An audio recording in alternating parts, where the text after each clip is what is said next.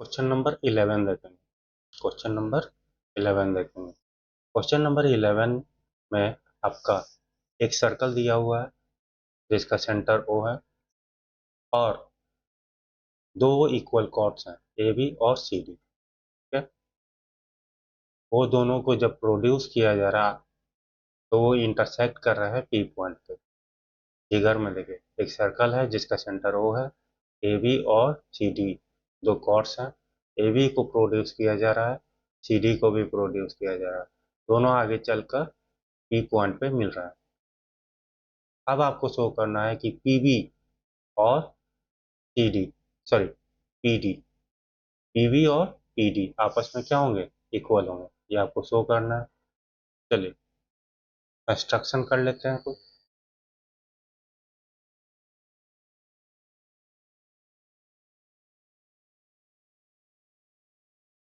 O से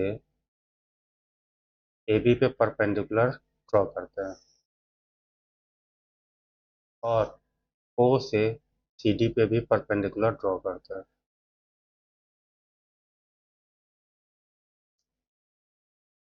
O से जो परपेंडिकुलर AB पे ड्रॉ करते हैं वो OM है और O से जो परपेंडिकुलर ड्रॉ करते हैं CD पर वो है आपका OM।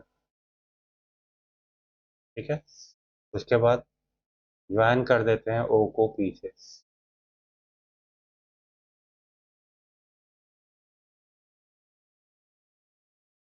ओके, तो हमने क्या किया, ड्रॉ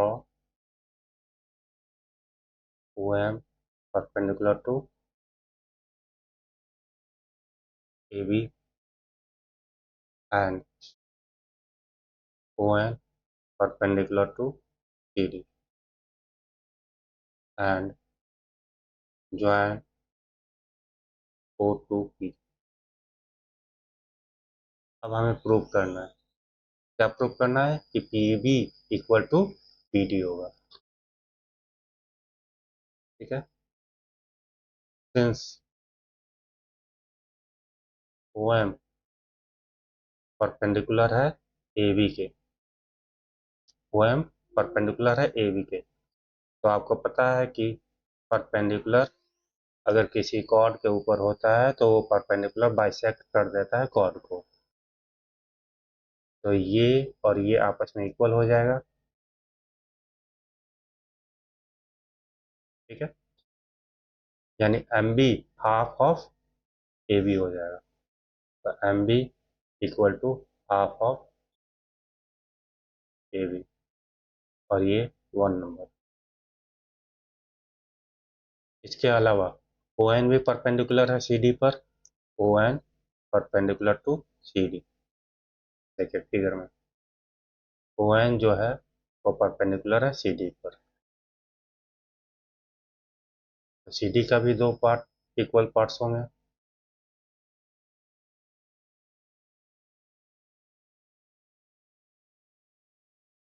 ठीक है,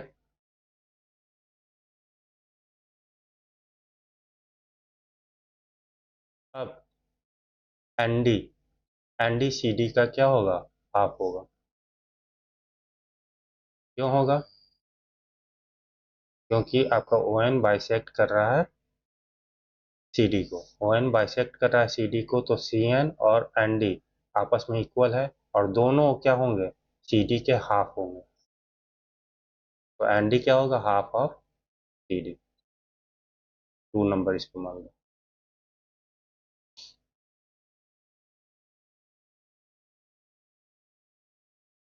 now A B equal to C D, क्या आपका गिवन है।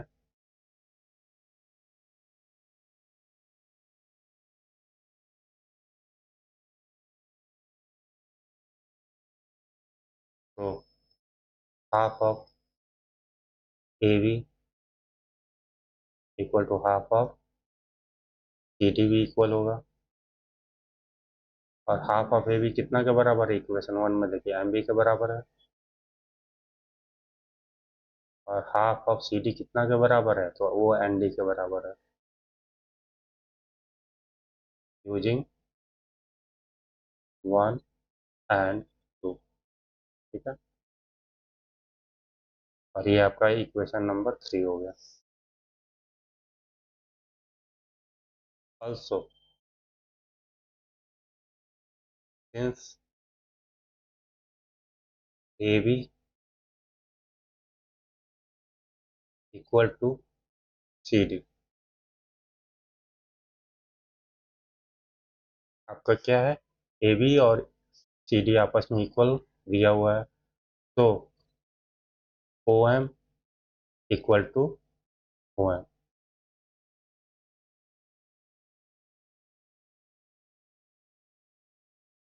रीजन क्या होगा, equal chords are equidistant from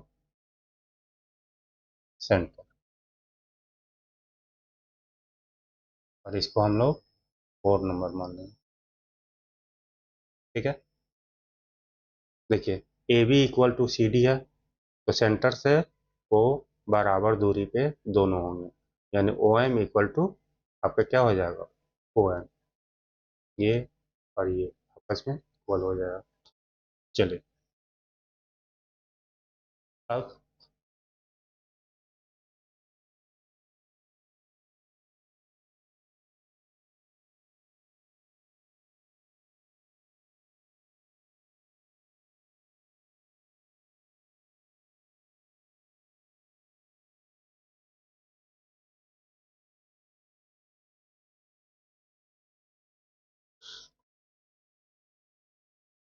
चलिए अब देखिए, in triangle, in triangle PMO and PNO,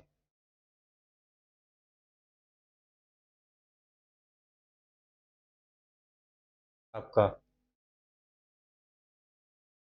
OM equal to ON है, using 4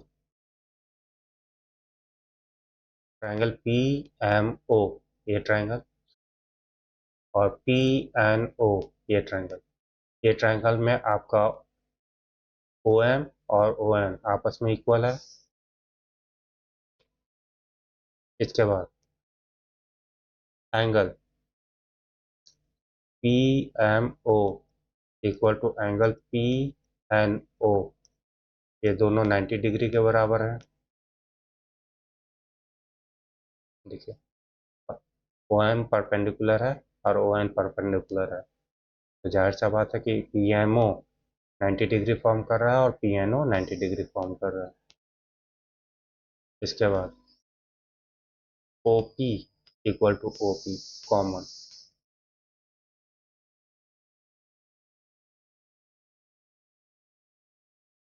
this implies triangle P M O congruent हो जाएगा triangle P N O, by कौन से रूल से, तो देखिए इसमें राइट एंगल है, ओपी आपका हाइपोटेनस है, और ओ एम और ओ एन आपका एक साइड है, तो भाई आर एच एस कॉन्ग्रुएंसी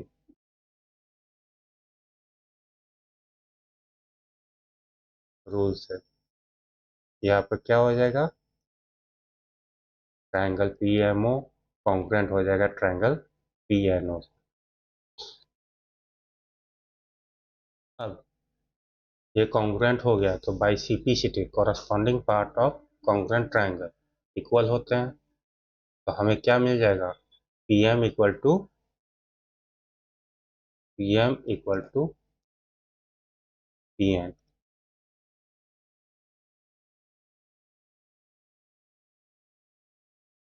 अब फिगर में गौर से देखें, पी एम कितना के बराबर है, तो पी एम आपका है M B plus P B,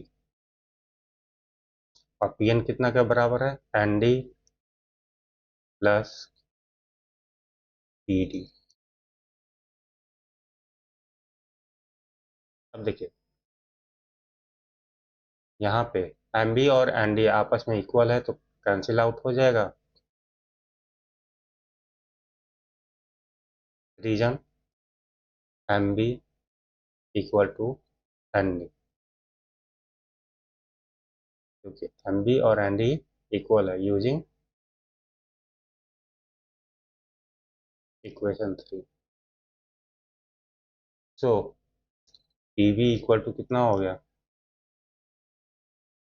P D, hence proof.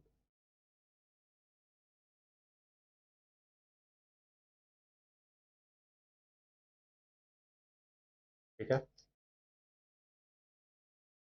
चलिए अब इसके बाद नेक्स्ट क्वेश्चन हम लोग देखेंगे अगले पार्ट में।